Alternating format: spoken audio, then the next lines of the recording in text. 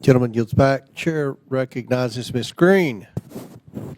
Thank you, Mr. Chairman. Thank you for being here today, Mr. Dodaro, and congratulations on your upcoming retirement.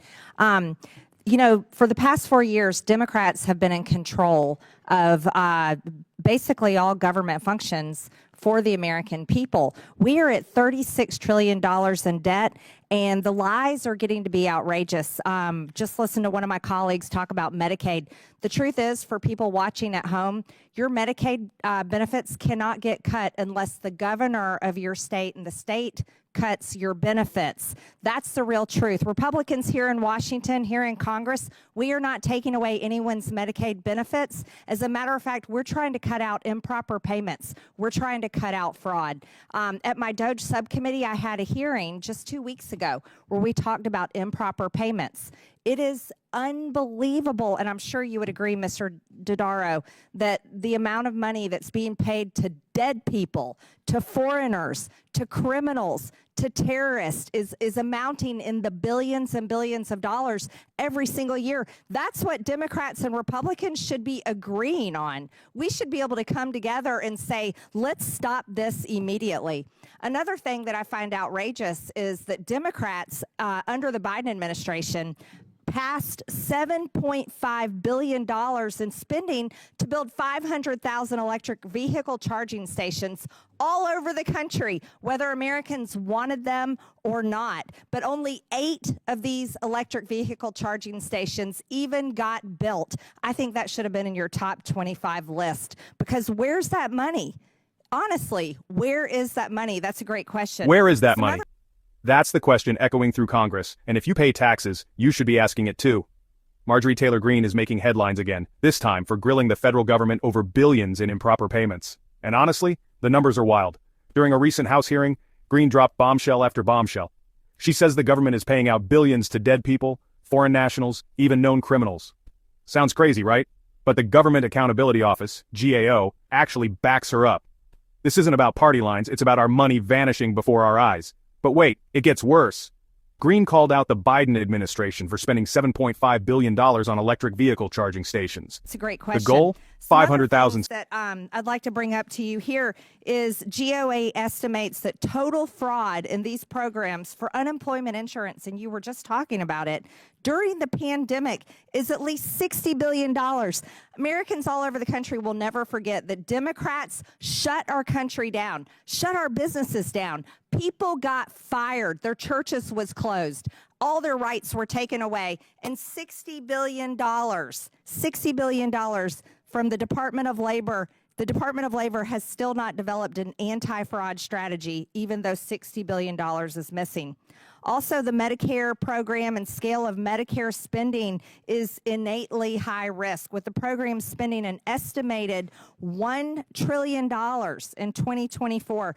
Of that, in fiscal year 2024, we saw roughly, I'll go back to improper payments again, $54.3 billion in improper payments. And we have Democrats crying over Elon Musk. Are you kidding me? The American people, the polling is out, 72% Democrats and Republicans support DOJ.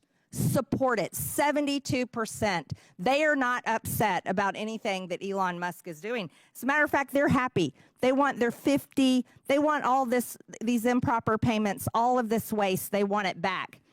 Now, here's what's really interesting to me. Despite this significant progress made since GOA's 2023 high-risk update, thank you for that, USPS remains unable to fund its services and employee obligations. That's outrageous. Private companies have to be able to fund everything they do, but the United States Postal Service still can't do it. Now, the big one, the Department of Defense Financial Management first appeared on the high-risk list in 1995. 1995. Hey, I graduated from high school in 1992. That's a long time ago. Now, and it remains on this list 28 years later. 28 years later, Congress hasn't fixed this. The Department of Defense hasn't fixed this. And last year, the Pentagon, with a budget of around $850 billion, failed its seventh straight audit. What are we doing? What are we doing? This is not this. We should be at the most bipartisan time in The goal? history. 500,000 stations. Guess how many have actually been built so far? Almost none. So where did all that cash go? Nobody can or will give a straight answer. Then there's the pandemic spending fiasco. Unemployment insurance fraud alone, the GAO says it's at least $60 billion, maybe as high as $135 billion. Greene says the Department of Labor still doesn't have a real anti-fraud strategy. Billions lost and barely a plan in sight. Outrageous. And it's not just one agency. The Pentagon, 7 failed audits in a row. That's nearly 30 years on the GAO's high-risk list for mismanaging finances. Even the Postal Service can't stay afloat, something most small businesses would never get away with. Time Look. in history where Republicans and Democrats can come together and say the American people's money is being stolen, it is being lost, it is outright treason to treat the American people this way.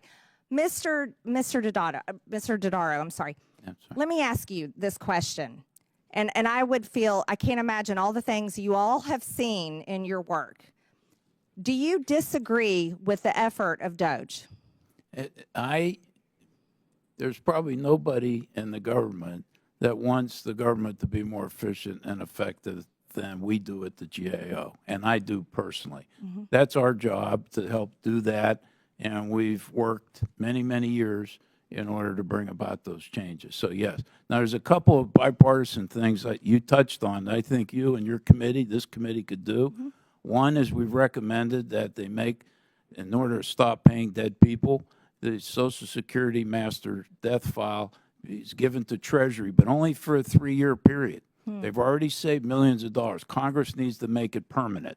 You could save hundreds of millions of dollars if that's done. Can I get information from your team Absolutely. afterward? Okay, that'd be Absolutely. great. And what about identity verification? Identity verification needs to be more automated, and we have recommendations for that to occur in the unemployment insurance area. Actually, the unemployment insurance estimate on fraud we made was $100 billion to $135 billion. Wow. The other thing that could be done on a bipartisan basis is that the statute of limitations to go after the fraudsters needs to be extended from 5 to 10 years.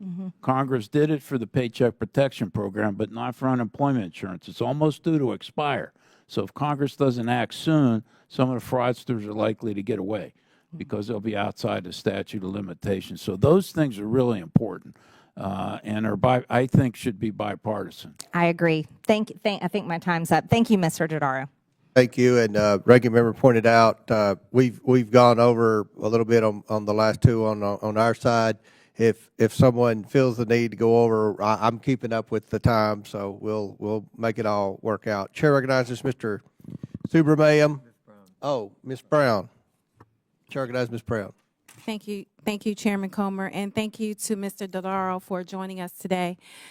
This administration claims to care about rooting out. Look, you might agree or disagree with Greene, but she's asking the question we all should. Where is that money? Is it fraud, incompetence, or something worse? Billions are leaking out of the system and it hits every single taxpayer. So what do you think? Is the government really tracking our tax dollars, or is this just the tip of the iceberg? Drop your thoughts in the comments below. Smash that like button if you want more people to see this. And don't forget to subscribe for more deep dives, because staying informed is the only way to stay sharp.